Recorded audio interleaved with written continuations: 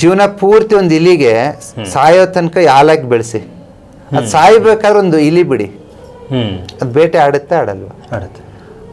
ಹುಟ್ಟಿದಾಲಿಂದ ಸಾಯೋ ತನಕ ಅದ್ರ ಮೆಮೊರಿನಲ್ಲಿ ಎಲ್ಲೂ ಇಲಿ ಬಂದಿಲ್ಲ, ಸಾಯೋ ಮೂಮೆಂಟಿಗೆ ಇಲಿ ಬಂದಿರೋದು ಎಲ್ಲಿಂದ ಬಂತು? ಸ್ಟೋರೇಜ್, ಅದು ಬೇರೆ ಏನಿಲ್ಲ. ಅದು ಈ ಜನ್ಮದ ಮಾತ್ರ ಇರಲ್ಲ, ಅದರಲ್ಲಿ ಹಿಂದಿಂದು ಇರುತ್ತೆ. ಫಾರ್ ಎಕ್ಸಾಂಪಲ್ ಒಂದು ಎಷ್ಟೋ ಹಿಂದಿನ ಜನ್ಮದಲ್ಲಿ ನೀನು ಯಾವುದೋ ಒಂದು ಕಾಯಿಲೆಯಿಂದ ನರಳಿರ್ತೀಯ, ಬಟ್ ಅದರಿಂದ ಆಚೆ ಬಂದಿರಲ್ಲ. ಈ ಜನ್ಮದಲ್ಲಿ ಆ ಕಾಯಿಲೆ ಮತ್ತೆ ಬರುತ್ತೆ. ನಿನ್ನ ಕರ್ಮನ್ ತೆಗಿತಾರೆ, ತೆಗೆದುಬಿಟ್ಟು ಆ ಪ್ರಸಾದನ ಆ ನಾಯಿಗೆ ಕೊಡ್ತಾರೆ. ನಾನು ಕೇಳಿದೆ ಯಾಕೆ ಕೊಡ್ತೀಯ ಅಂದ್ರೆ, ಕರಿ ನಾಯಿ ಕರಿಬೇಕು, ಅದೇನೋ ಅವ್ರ ರಿಚುವಲ್ಸಲ್ಲಿ ಅವ್ರು ಹೇಳಿದ್ದು, ಅದಕ್ಕೆ ಟ್ರಾನ್ಸ್ಫರ್ ಮಾಡಿದ್ರೆ ಅದು ಅಂಟಲ್ಲಂತೆ, ಅದು ಕರ್ಮ ಅದಕ್ಕೆ ಅಂಟಲ್ಲ. ನೀನು ಶುದ್ಧಿ ಆದೆ. ಸೊ ಕರ್ಮ ಕಳಿಯೋದಕ್ಕೆ ಅಂತಾನೆ ಕೆಲವೊಂದು ಪೂಜೆಗಳು, ಯಾಗಗಳು, ಕೆಲವೊಂದು ರಿಚುವಲ್ಸ್ ಇದೆ. ಗಣಗಳ ಸಂಖ್ಯಾಶಾಸ್ತ್ರದಲ್ಲಿ ಲಾಸ್ಟ್ಗೆ ನೀವು ಕರ್ಮವನ್ನು ಹೀರ್ಕೊಳ್ಳೋದಕ್ಕೆ ಮತ್ತು ಶೂನ್ಯವಾಗಿಸೋದಕ್ಕೆ ಅಂತ ಲಾಸ್ಟಲ್ಲಿ ಅದು ಬರ್ತಿದ್ದೀರಿ ಸರ್. ಕರ್ಮವನ್ನು ಹೀರ್ಕೊಳ್ಳೋದು ಅಂತಂದರೆ ಕಲಾನುಮರ್ಜಿಯಲ್ಲಿ ಏನಿದೆ ಅಂದರೆ, ನಾರ್ಮಲಿ ಆಗಿ ನೀವು ಇವಾಗ ಕೆಲವೊಂದು ಕಾಯಿಲೆ ಬರುತ್ತೆ, ಬಿಸ್ನೆಸ್ ಬರುತ್ತೆ, ಬಿಸ್ನೆಸ್ ಹೋಗುತ್ತೆ, ಇವೆಲ್ಲ ಏನು ಅಂತ ನಾವು ತತ್ವಶಾಸ್ತ್ರದಲ್ಲಿ ತಗೊಂಡಾಗ ನಮ್ಮ ಪುರಾಣಗಳು ಏನು ಹೇಳುತ್ತೆ ಅಂದ್ರೆ, ನಿನ್ನ ಪ್ರತಿಯೊಂದು ಗಳಿಸೋದು ಕಳ್ಕೊಳ್ಳೋದು ಕರ್ಮ ಫಲದ ಆಧಾರದ ಮೇಲೆ ಅಂತ. ಕರ್ಮ ಅಂತಂದ್ರೆ ಏನಂದರೆ, ನಾವು ಸಿಂಪಲಾಗಿ ಜನರಿಗೆ ಅರ್ಥ ಆಗೋ ಥರ ಹೇಳೋದಾದರೆ, ಅದು ಮೆಮೊರಿ ಬಂಡಲ್. ಅದು ಈ ಜನ್ಮದ್ದು, ಹಿಂದಿನ ಜನ್ಮದ್ದು ಮೆಮೊರಿ ಬಂಡಲ್. ಅದನ್ನು ಸೋಲ್ ಅಂತ ಬರುತ್ತೆ, ಸ್ಟೋರ್ ಆಗಿರುತ್ತೆ. ಅದನ್ನೇನಂತ ಕರಿತೀವಿ ನಾವು ಅಂದರೆ ಆತ್ಮ ಅಂತೀವಿ, ಸೋಲ್ ಅಂತೀವಿ. ಓಕೆ, ಅಲ್ಲಿ ಮೆಮೊರಿ ಸ್ಟೋರ್ ಆಗಿರುತ್ತೆ. ಫಾರ್ ಎಕ್ಸಾಂಪಲ್, ಬೆಕ್ಕಿಗೆ ಇಲಿ ಹಿಡಿಯೋದು ಯಾರಾದರೂ ಹೇಳ್ಕೊಡ್ಬೇಕಾ? ಇಲ್ಲ. ಎಲ್ಲಿಂದ ಬಂತು? ಕರೆಕ್ಟ್, ಅದರದ್ದು ಸೋಲಲ್ಲಿ ಇರುತ್ತೆ ಅದು.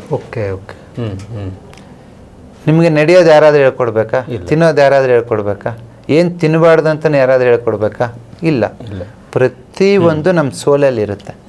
ಹೇಗಿರುತ್ತೆ ಅಂತಂದರೆ, ಅದು ಜನ್ಮಾಂತರಗಳಿಂದ.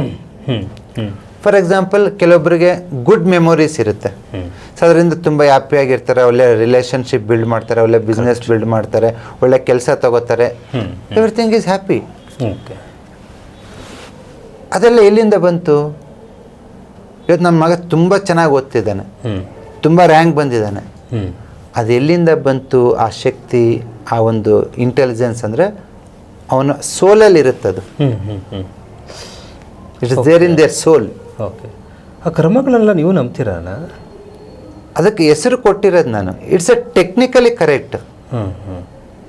ಇವತ್ತು ಜೀವನ ಪೂರ್ತಿ ಒಂದು ಇಲಿಗೆ ಸಾಯೋ ತನಕ ಹಾಲಾಗಿ ಬೆಳೆಸಿ, ಅದು ಸಾಯ್ಬೇಕಾದ್ರೆ ಒಂದು ಇಲಿ ಬಿಡಿ, ಅದು ಬೇಟೆ ಆಡುತ್ತೆ ಆಡಲ್ವ? ಆಡುತ್ತೆ. ಹುಟ್ಟಿದಾಲಿಂದ ಸಾಯೋ ತನಕ ಅದ್ರ ಮೆಮೊರಿನಲ್ಲಿ ಎಲ್ಲೂ ಇಲಿ ಬಂದಿಲ್ಲ, ಸಾಯೋ ಮೂಮೆಂಟಿಗೆ ಇಲಿ ಬಂದಿರೋದು ಎಲ್ಲಿಂದ ಬಂತು? ಆ ನಾಲೆಡ್ಜ್ ಎಲ್ಲಿಂದ ಬಂತು ಇಲ್ಲಿಗೆ? ಕರ್ಮ ಸ್ಟೋರ್ ಆಗಿದೆ. ಅಂದರೆ ನಿಮ್ಮ ಮೈಂಡ್ ರನ್ ಆಗೋದು ನಿಮ್ಮ ಸೋಲಿಂದ. ಸೋಲ್ ಅಂದರೆ ಏನಿಲ್ಲ, ನಿನ್ನ ನೆನಪುಗಳಷ್ಟೇ.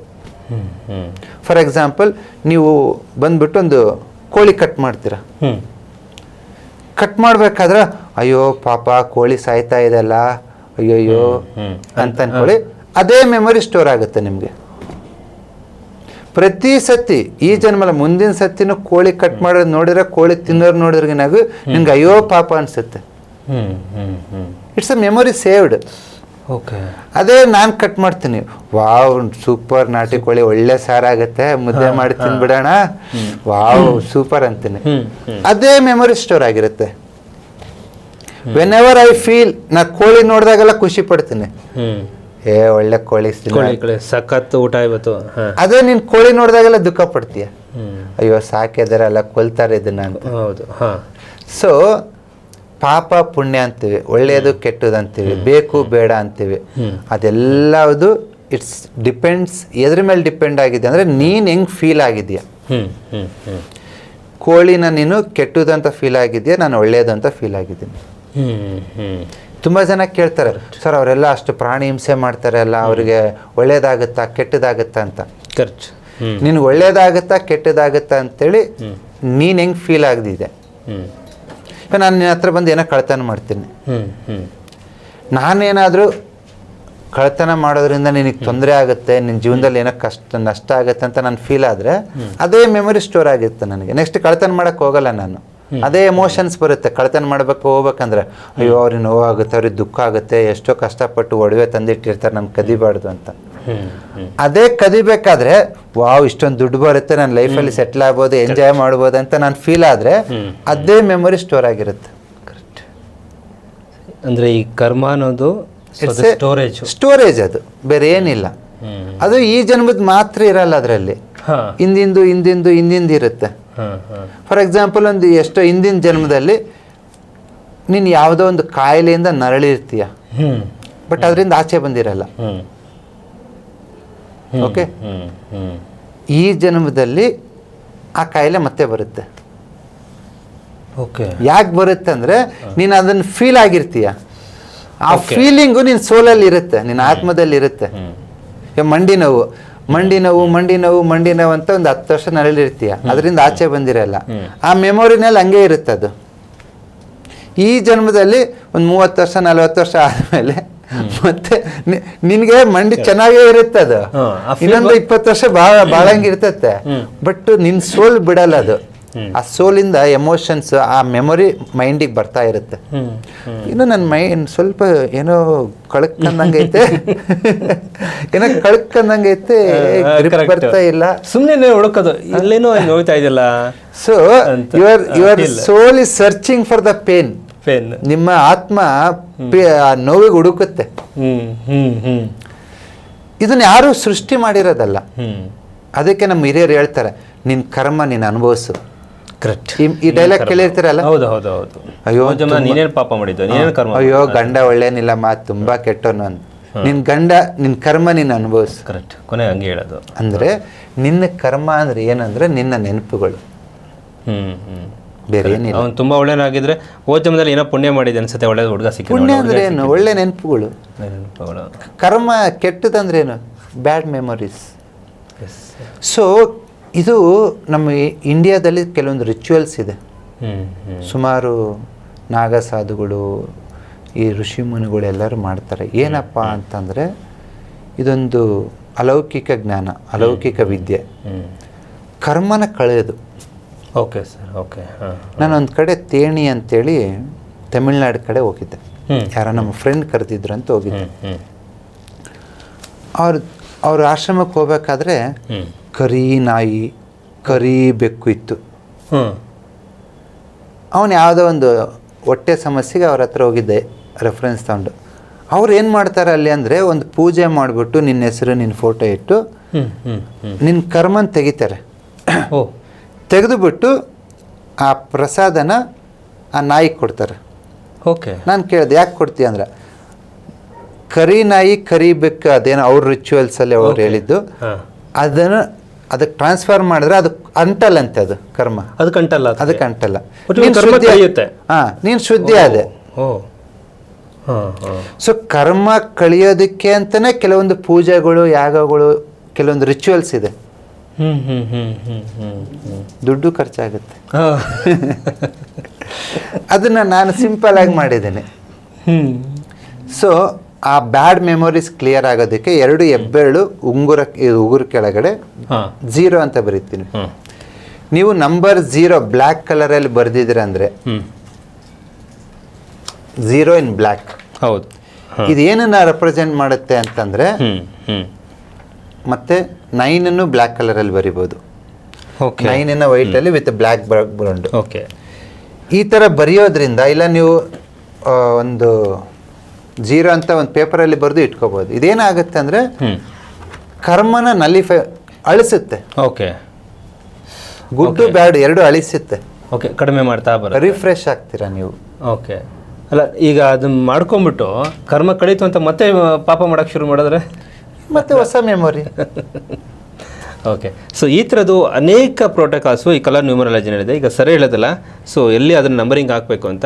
ಸೊ ಈ ಥರದ್ದು ಅನೇಕ ಪ್ರೋಟೋಕಾಲ್ಸು ಈ ಕಲರ್ ನ್ಯೂಮರಾಲಜಿನಲ್ಲಿರುತ್ತೆ. ಹಾಗೆ ಮತ್ತೊಂದು ಪ್ರಶ್ನೆ ಸರ್, ಈಗ ಕಿಡ್ನಿ ಫೇಲ್ಯೂರ್ ಆಗಿದೆ, ಡಯಾಲಿಸಿಸ್ ಮಾಡಿಸ್ತಾ ಇದೆ, ಬಟ್ ಅಷ್ಟೊಂದು ಹಣ ಇಲ್ಲ ಪದೇ ಪದೇ ಕರ್ಕೊಂಡೋಗಿ ಮಾಡಿಸೋಷ್ಟು. ಬಟ್ ಕಲರ್ ನ್ಯೂಮರಾಲಜಿಲೇ ಆಗಿರ್ಬೋದು, ಕಲರ್ ಥೆರಪಿನಲ್ಲೇ ಆಗಿರ್ಬೋದು, ಡಯಾಲಿಸಿಸ್ನ ಸ್ಟಾಪ್ ಮಾಡಿಸೋದಕ್ಕೆ ಅಥವಾ ಇಂಪ್ರೂವ್ ಮಾಡಿ. ಡಯಾಲಿಸಿಸ್ ಸ್ಟಾಪ್ ಆಗಬೇಕಂದ್ರೆ ನೀವು ಯೂರಿನೇಷನ್ ಇಂಪ್ರೂವ್ ಆಗಬೇಕು. ಹಾಂ. ಸೊ ಯೂರಿನೇಷನ್ ಯೂರಿನ್ ಜಾಸ್ತಿ ಬರೋ ಥರ ಆಗಬೇಕು. ಬಟ್ ಒಂದು ಆ ಪ್ರೆಷರ್ ಇರುತ್ತಲ್ಲ, ಡಯಾಲಿಸಿಸ್ ಮಿಷನ್ ಪ್ರೆಷರ್, ಅದು ಸ್ಲೋಲಿ ಅದು ಮಾಡಿಸ್ತಾ ನ್ಯಾಚುರಲ್ ಯೂರಿನ್ ನಿಂತ್ಕೊಂಡ್ಬಿಡುತ್ತೆ. ನಾವು ಏನು ಮಾಡೋಕ್ಕಾಗಲ್ಲ. Okay sir. ಮನ್ಸಿಗೆ ನೆಮ್ಮದಿಯಾಗಿ ಸಿಗಬೇಕು ಸರ್. ಕಾರ್ಯಕ್ರಮ ಎಲ್ಲ ಮಾಡಿದ್ದೀವಿ, ಜನ ಕೂಡ ನೋಡ್ತಾ ಇದ್ದಾರೆ, ಕಲರ್ ಥೆರಪಿ ಬುಕ್ ತೊಗೊಂಡು ಅವರು ಕೂಡ ಮಾಡ್ಕೊಳ್ತಾರೆ. ಟೋಟಲಿ ಮನ್ಸಿಗೆ ನೆಮ್ಮದಿ ಸಿಗಬೇಕು ಸರ್. ಅದಕ್ಕೊಂದು ಕಲರ್ ನ್ಯೂಮರಾಲಜಿ ಹೇಳ್ಬಿಡಿ. ಮನಸ್ಸಿನ ನೆಮ್ಮದಿಗೆ ನಂಬರ್ 8 ಪಿಂಕ್ ಅದ್ಭುತವಾಗಿ ವರ್ಕ್ ಆಗುತ್ತೆ. ಟ್ರೈ ಮಾಡಿ. ನಿಮ್ಮ ಮನೆ, ನಿಮ್ಮ ಮೊಬೈಲ್ ಸ್ಕ್ರೀನ್ ಸೇವರು, ರೂಮಲ್ಲಿ ಎಲ್ಲಾದರೂ ವೈಟ್ ಪೇಪರಲ್ಲಿ ಬರೆದಿಡ್ಬೋದು. It makes you relax and calm, blissful, joy. Okay. Black ಹಾಗೆ ಅಲ್ವಾ? ಬ್ಲ್ಯಾಕ್ ಜಾಯ್ಫುಲ್ ಮಾಡಲ್ಲ, ಅದು ನಥಿಂಗ್ನೆಸ್ ಕ್ರಿಯೇಟ್ ಮಾಡ್ತತ್ತೆ, ಏನು ಬೇಡ ಅಂತ. ನೀವು ಬ್ಲ್ಯಾಕ್ 0 ಹಾಕೊಂಡಿರ ಅಂದರೆ ನಿನಗೇನು ಬೇಡ ಅನಿಸುತ್ತೆ. Okay okay. ನಶ್ವರ. ಬ್ಲ್ಯಾಕ್ ಅಂದರೆ ನಶ್ವರ. Okay sir. 8 ಅಂದರೆ ಮಾನಸಿಕವಾದ ನೆಮ್ಮದಿ. ನಾಡಿ ಸ್ವರನೂ ಕೂಡ ಬಂದಿದೆ.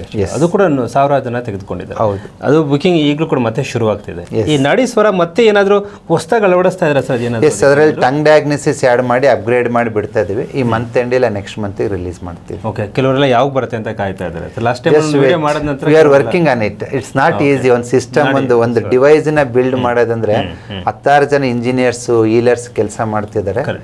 ನಾವು ಬೆಸ್ಟಾಗಿ ಕೊಡಬೇಕಂತಲೇ ವರ್ಕ್ ಮಾಡ್ತಾ ಇದ್ದೀವಿ. ಬೇರೆ ಏನಿಲ್ಲ. ಡಿಲೇ ಮಾಡೋದಕ್ಕೆ ಬೇರೆ ಏನೋ ರೀಸನ್ ಇಲ್ಲ.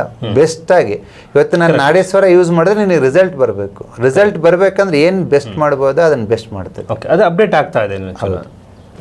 ವೇರ್ ಜಸ್ಟ್ ನಮಗೂ ಕಾತರ ಇದೆ ಅದನ್ನು ರಿಲೀಸ್ ಮಾಡೋದಕ್ಕೆ, ಅದಕ್ಕೆ ವರ್ಕ್ ಮಾಡ್ತಾ ಇದ್ದೀವಿ.